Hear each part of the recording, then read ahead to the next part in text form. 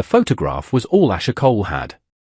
Soft blonde curls, a gentle smile, and blue eyes that seemed to hold a hint of hopeful promise. He stood on the train platform, the biting December wind whipping snow around his worn boots, watching the dark shape of the locomotive grow larger against the grey winter sky. It was Christmas Eve, and in minutes, he would meet Eleanor, the woman who would become his wife. But when the train hissed to a stop and the door slid open, the woman who stepped down onto the snowy platform was nothing like the photograph. Her hair was a cascade of polished black, braided down her back. Her hands, though gloved, were clearly small and deft. And when she looked at him, her dark, almond-shaped eyes held no gentle promise, only a guarded intelligence that seemed to take in everything at once. She was Chinese, a stranger in a land that was not always kind to strangers. She clutched a small, worn satchel, her simple wool coat insufficient against the Wyoming winter. The station master stared, as did the few others braving the cold. Asher felt the ground shift beneath him. "You're not Eleanor," he said, the words coming out as a puff of white air. The woman met his gaze directly. Her English was accented but clear. "You are Mr. Asher Cole?" she asked, her voice quiet but firm, cutting through the wind's howl. She didn't wait for his answer. "I am my. We must speak." "Not here." The raw certainty in her voice stopped the angry questions forming on his lips. This wasn't a simple mistake. This was something else entirely. The letters, he thought, his mind reeling. 6 months of letters detailing a shared future, plans for the ranch, the quiet life they would build. "Where is she?" Asher demanded, his voice rough with confusion and a rising sense of betrayal. My jaw tightened. "There has been a change." She glanced at the curious onlookers, then back at him, a silent plea in her eyes. "Please. Your place." Bringing this stranger to his ranch, to the home he had so carefully prepared for Eleanor, with a small evergreen tree decorated in the corner and a fire crackling in the hearth, felt like a profound violation. But the alternative, making a scene on a public platform on Christmas Eve, felt worse. Something in her urgent posture told him this was not a trick, but a warning. "My wagon's this way," he grunted, turning on his heel. Mai followed without a word, her small frame surprisingly steady as she climbed onto the wagon seat. The ride to his ranch passed in a tense, frozen silence.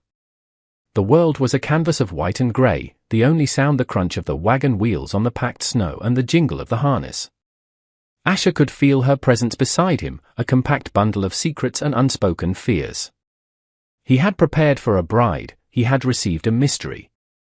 His ranch house sat nestled in a valley, a sturdy silhouette against the snow-laden pines, smoke curling from its stone chimney like a welcoming hand.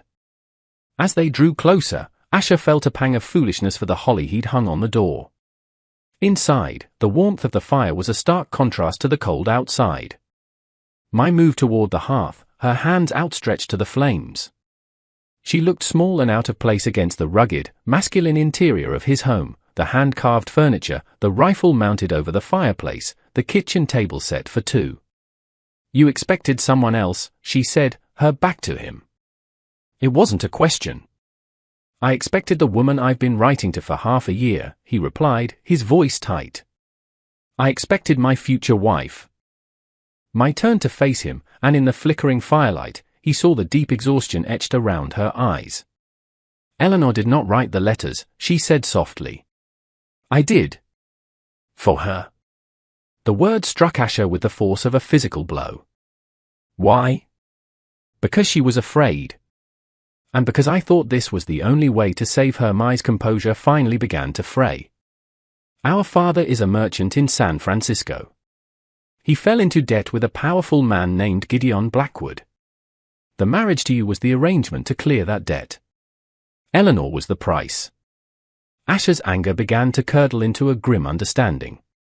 He wasn't just a husband, he was a solution to a problem he knew nothing about. "So you wrote the letters. You created this woman I thought I knew." "I wrote what Eleanor told me of her dreams," Mai whispered, her eyes glistening. "A quiet life, away from the city, with a good man. I believed you were that man. I still do." But Blackwood never intended for the marriage to happen.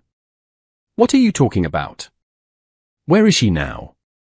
Mai took a deep breath, her hands clenching into fists at her sides. 3 days ago, Blackwood came to our home.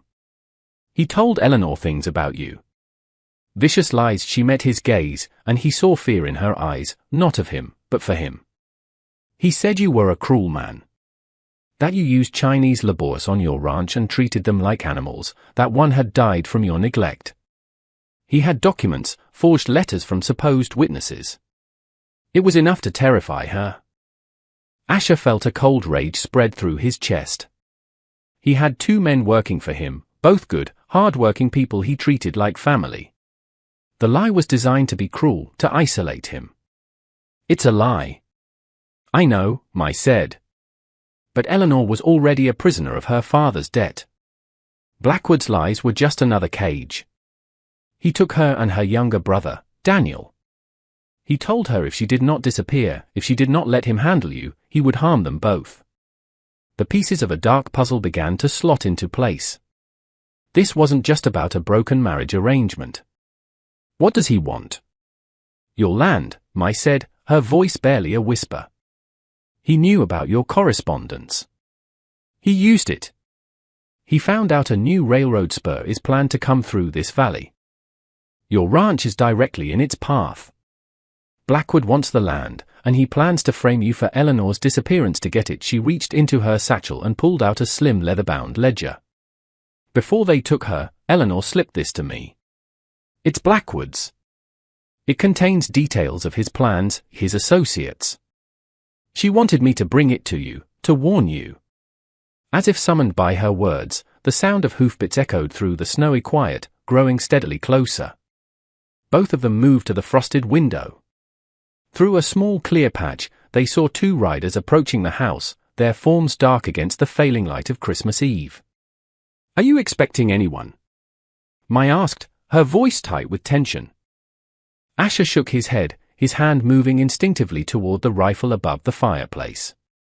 Not on a night like this. He recognized the lead horse, a sturdy grey gelding. It's Sheriff Brody. Mai tensed beside him. Is that good or bad? Before Asher could answer, the riders pulled up. Asher Cole, the sheriff's voice boomed, thick with authority. I need a word. Asher opened the door, stepping onto the porch with Mai just behind him. The cold air hit him again, sharp and unforgiving. Sheriff Brody's face was grim, his mustache peppered with snow. His deputy stayed mounted, his hand resting near his pistol. What's this about, Brody? Asher asked, though a sick feeling was already churning in his gut. Brody's eyes flickered to Mai, a flicker of contempt in his gaze. I have a warrant for your arrest, Cole. On the complaint of Gideon Blackwood. Charges of abduction. Seems your mail-order bride, a Miss Eleanor Vance, has gone missing. Blackwood is very concerned for her safety. I am Eleanor's friend. Mai stepped forward, her chin high. She is not missing. She was taken by Gideon Blackwood himself. That's not the story I have, Brody said dismissively. The story I have says you lured a woman out here, and when she didn't show, you took this one instead. His gaze on Mai was insulting. Right now, I need you to come with me. Peacefully. The carefully neutral tone, the way his deputy avoided eye contact, it was all a performance. This wasn't about justice. It was the closing of a trap. Asher looked at Mai, at the ledger clutched in her hand. Brody, Asher said, his voice low and dangerous. You've been sheriff here for 5 years. You helped me file the deed on this land. You know better than anyone what it's worth, especially now. The silence that followed was heavy with meaning. Brody's hand shifted closer to his gun. But before he could move, Mai spoke, her voice clear and sharp as breaking ice. Sheriff, before you make a terrible mistake, you should know that Mr. Blackwood is not as careful as he thinks. She opened the ledger. I have records here. Records of your meetings with him at the hotel in town. November 10th, discussing Mr. Cole's land survey. November 28th, accepting payment to handle any local complications. December 15th, finalizing the plan to use Eleanor's disappearance to arrest Mr. Cole. Brody's face went pale. That's slander. You have no proof. It's all here, Mai said, her finger tracing a line in the book. In his own hand. Dates, amounts, plans. Including the plan to have you seize this ranch by the new year. The deputy shifted in his saddle, his eyes wide. He was a young man, and this was clearly more than he'd signed up for. Sheriff, is this true? Brody's face hardened, his desperation turning to malice. She's a liar. Arrest them both. His hand shot for his gun, but Asher was faster. He shoved Mai behind him as he lunged forward, grabbing the barrel of the sheriff's pistol and wrenching it skyward. The shot exploded into the evening air, a deafening crack in the sacred quiet of Christmas Eve. The deputy, stunned into action, drew his own weapon but hesitated, unsure where to aim. In that moment of confusion, Asher slammed the cabin door shut, throwing the heavy bar across it. They were trapped, but for the moment, they were safe. The barn, Asher said, breathing heavily. There's a hidden cellar door under the hayloft. My father built it. We can get out that way and take the horses. They moved quickly, Asher grabbing his rifle and a heavy coat for Mai. Through the back window, they could see Brody and his deputy regrouping, their shouts muffled by the thick log walls. The cellar led to a narrow, snow-covered path behind the barn. Under the cover of the swirling snow and deepening twilight, they saddled 2 horses. Where do we go? Asher asked, swinging into the saddle. Mai held up the ledger, her expression grim but resolute in the moonlight. The ledger mentions his base of operations. An abandoned mining camp in the Whisperwind Mountains, about 15 miles north. He's holding Eleanor and Daniel there. Asher's jaw clenched. That's rough country. Especially in this storm. It is where they are, she said simply, her gaze unwavering. We are all they have. He looked at this woman, this stranger who had traveled 1,000 miles to deliver a warning, who now stood ready to ride into a blizzard to face down a dangerous man for the sake of people she loved. He had been waiting for a woman of gentle promises. Instead, he had found one of unbreakable courage. All right, he said, a new determination settling in his heart. Let's go get them back. They urged their horses into the blinding snow, 2 figures against a vast and unforgiving wilderness, riding away from the false promise of a peaceful Christmas and toward a dangerous, uncertain dawn. The ride was a brutal battle against the elements. The wind howled through the canyons, and the snow fell so thick they could barely see a few feet ahead.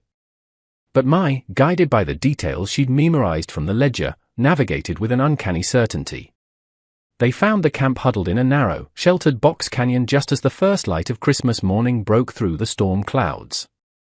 2 men stood guard outside a large, dilapidated cabin, stamping their feet against the cold. 2 guards, Asher whispered from their hiding spot in the rocks above. Blackwood and at least 1 other will be inside.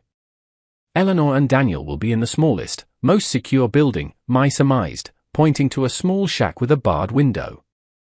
He will want them separate. The plan was simple and desperate. They would create a diversion to draw the guards away, then Asher would deal with them while Mai freed the prisoners. He found a stack of old, dry timbers nearby. Lighting a small bundle with his flint and steel, he tossed it onto the pile. Within moments, flames licked up the side of an old, empty shed, casting a wild, dancing light against the snow. As the guards shouted and ran toward the fire, Asher moved. He was silent and swift, a shadow against the grey morning light. He took down both men without a sound, using the butt of his rifle. Just as he finished, the main cabin door burst open and Gideon Blackwood emerged, a pistol in his hand, his face a mask of fury. "Cole," he roared, spotting Asher. "I should have known that lying chit would run to you." Inside the hostage shack, Mai was already at work, prying the rusty lock from the door with a tire iron she'd found. The door creaked open to reveal Eleanor and a pale, shivering boy huddled together on a straw mattress. "Mai!" Eleanor gasped, tears of relief streaming down her face. We have to go now, Mai urged, helping them to their feet. As they stumbled out into the snow, the canyon erupted in gunfire. Blackwood and his remaining man had pinned Asher behind a stack of old mining carts. Mai pushed Eleanor and Daniel toward the cover of the rocks. "Stay here," she commanded, then turned back toward the fight.